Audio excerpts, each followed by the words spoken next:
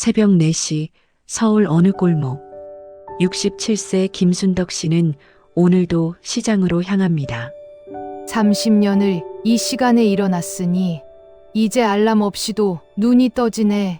30년 전 남편이 교통사고로 세상을 떠났을 때 순덕 씨에게 남은 건 두 아이와 빚 5천만 원뿐이었습니다. 애들아, 엄마가 꼭 너희 대학 보낼게. 국밥 한 그릇, 한 그릇이 너희 등록금이 될 거야. 그녀는 새벽 4시에 일어나 밤 11시에 잠들었습니다. 딸 민지를 이화여대에, 아들 태준을 연세대에 보냈습니다. 국밥 한 그릇 6,000원. 30년간 판 그릇수 54만 7,500그릇. 총 매출 32억 8,500만 원. 하지만 순덕 씨 통장엔 3억만 남아 있었습니다. 나머지는 모두 자식 교육비, 결혼 자금, 사업 미천이었죠. 어느 날 큰딸 민지가 서류 뭉치를 들고 찾아왔습니다. 엄마, 이거 좀 봐줘. 가게 프랜차이즈 하면 대박 난대. 근데 법인 만들려면 엄마 도장이 필요해. 프랜차이즈? 우리 가게가?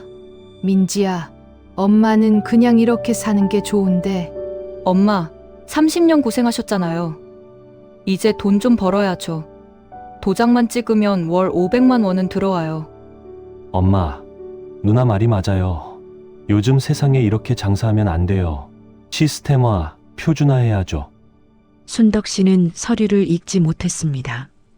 초등학교만 나온 그녀는 법률 용어를 이해할 수 없었죠. 하지만 자식들을 믿었습니다. 그래, 너희가 알아서 하거라. 엄마는 그냥 국밥이나 끓일게.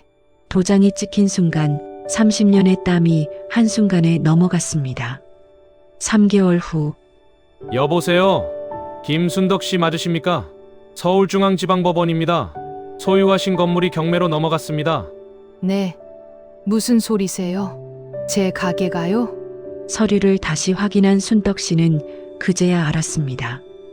그건 프랜차이즈 계약서가 아니었습니다.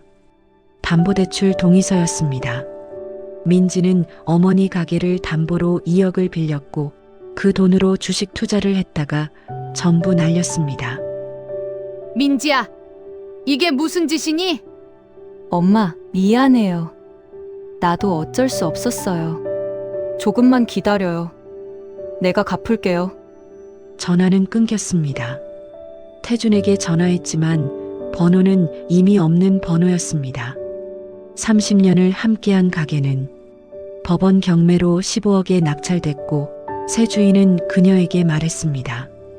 할머니, 이번 달까지만 영업하세요. 다음 달부터 리모델링 들어갑니다. 순덕 씨가 간 곳은 월 35만 원짜리 고시원이었습니다. 한 평 남짓한 방, 창문도 없고 화장실도 공용. 벽은 너무 얇아서 옆방 코 고는 소리까지 들렸죠. 이게 내 인생의 끝인가? 순덕 씨는 마트 야간 정리 알바를 시작했습니다. 시급 9,160원, 하루 6시간, 월 140만 원. 30년간 주방장이었던 손은 이제 카트를 미는 손이 됐습니다. 어느 날 저녁 고시원 1층 공용 식당. 순덕 씨는 컵라면에 밥을 말아먹고 있었습니다. 할머니, 여기 앉아도 될까요? 28세 청년 박준영. 그는 프랑스 르꼬르동 블루 출신이지만 한국에서 일자리를 찾지 못하고 있었습니다. 할머니, 라면에 계란이라도 넣어 드세요. 제가 삶아 드릴게요. 괜찮아요. 이것도 충분해요. 할머니, 혹시 요리하셨어요? 손 보니까 칼 쓰신 손이네요. 순덕 씨는 30년 이야기를 꺼냈습니다. 준영은 눈물을 흘리며 들었습니다. 할머니, 저한테 국밥 끓이는 법 좀 가르쳐 주실 수 있으세요? 준영은 크라우드 펀딩으로 500만 원을 모았습니다. 그 돈으로 3평짜리 포장마차를 열었습니다. 준영아, 국물은 6시간은 끓여야 해. 급하게 끓이면 맛이 안 나. 할머니, 프랑스에서 배운 건 슬로우 쿠킹인데 할머니는 이미 50년 전부터 하셨네요. 첫날 손님 3명, 둘째 날 손님 7명, 일주일 후 50명. SNS에 올라온 후기. 67세 할머니가 새벽 4시부터 끓인 국밥. 눈물 나는 맛. 진짜 엄마 손맛. 6개월 후 포장마차는 15평 식당이 됐습니다. 어느 날 정장 입은 외국인 3명이 들어왔습니다. This is incredible. The depth of flavor. How long have you been cooking this? 할머니, 미슐랭 가이드 평가단이래요. 미슐. 뭐? 그게 뭔데? 2개월 후 발표가 났습니다. 67세 할머니가 운영하는 국밥집이 미슐랭 가이드에 이름을 올렸습니다. TV 출연 요청이 쏟아졌습니다. TVN 수요 미식회, 넷플릭스 스트리트 푸드, KBS 한국인의 밥상. 순덕 씨는 이제 연 매출 5억의 사장이 됐습니다. 그로부터 2년 후 누구세요? 엄마, 나 민지야. 문 앞에는 10년 동안 연락 없던 딸 민지와 아들 태준이 서 있었습니다. 민지는 머리가 반백이 됐고 태준은 얼굴이 수척해져 있었습니다. 엄마, 미안해요. 정말 정말 미안해요. 엄마, 저희가 짐승만도 못한 짓을 했어요. 그동안 TV에서 엄마 보면서 죽고 싶었어요. 일어나거라. 무릎 아프다. 순덕 씨는 서랍에서 두툼한 봉투를 꺼냈습니다. 엄마, 혹시 이건 못 준다. 봉투 안에는 5천만 원이 들어 있었습니다.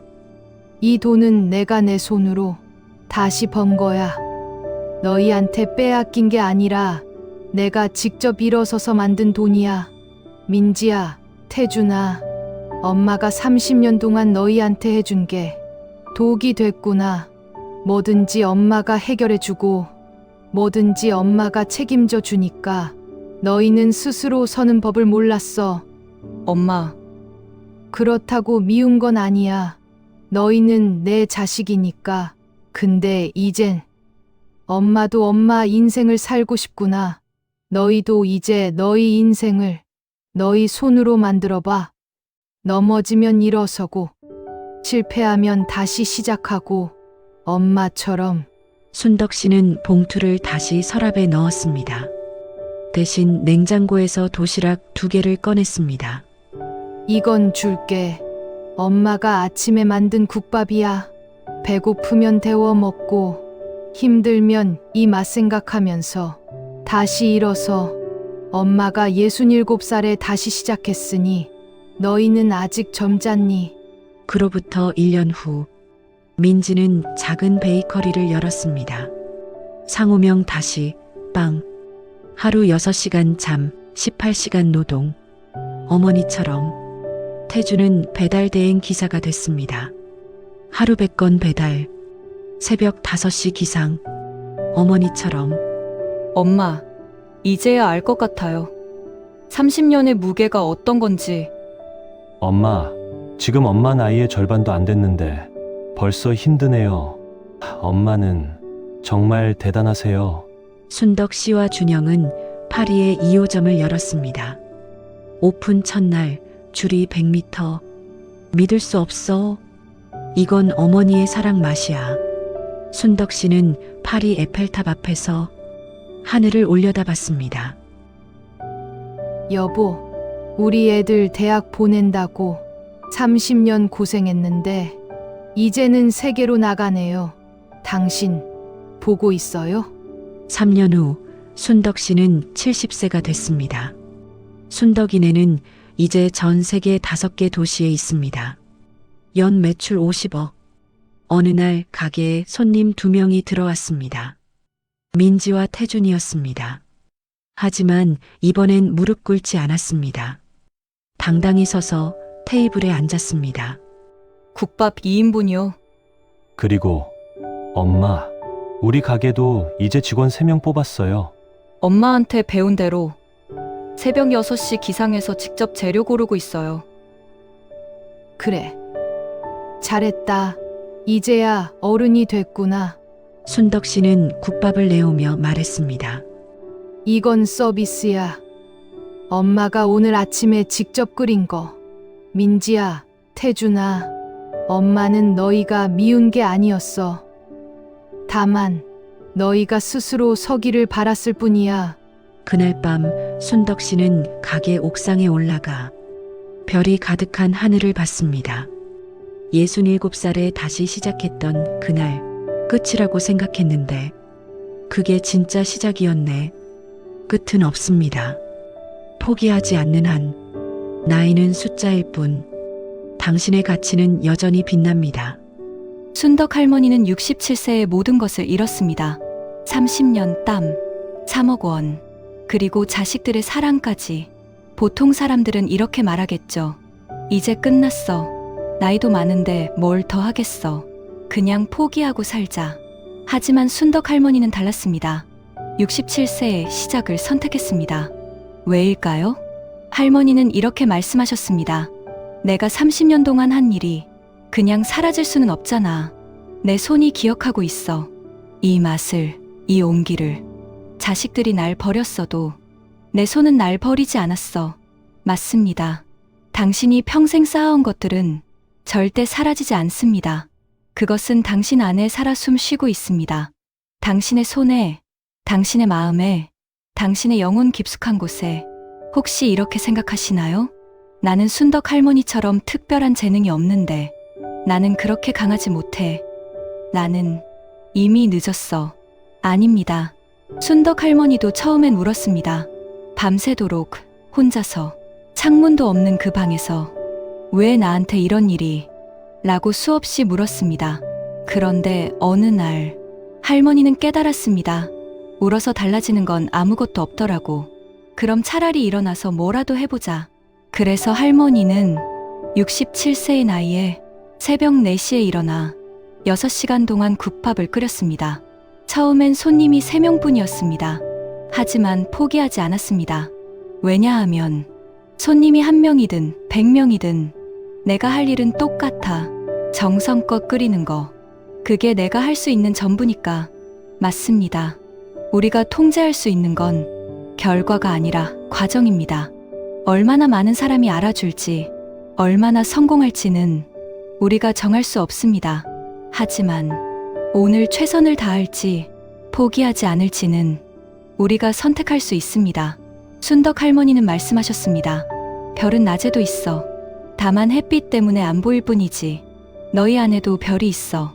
다만 지금은 안 보일 뿐이야. 어둠이 오면 빛나기 시작할 거야.